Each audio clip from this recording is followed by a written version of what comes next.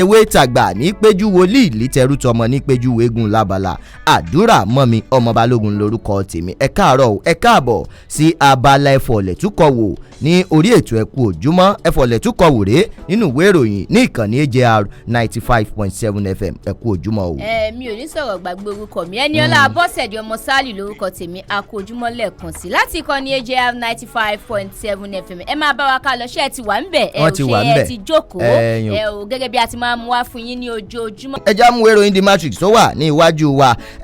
ká mọ̀ mú lọ́kọ̀ọ̀kan èjèèjì iléeṣẹ́ ológun ilẹ̀ wa ti bu ẹnu àtẹ́ lu àwọn tó ń gbìmọ̀ ìṣèjọba fìdí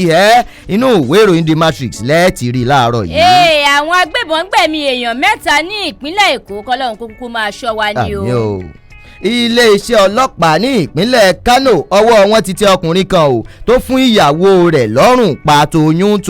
àfi kọ́lọ́hún ó mọ̀ ṣàánú wa. nígbà míì àjọ elétò ìkànìyàn ìyẹn Nigerian Population Commission NPC wọ́n ti fi ọkàn gbogbo ọmọ orílẹ̀-èdè Nàìjíríà balẹ̀ pé gbogbo wa la máa jẹ́ kíkà yẹn nínú oṣù karùn-ún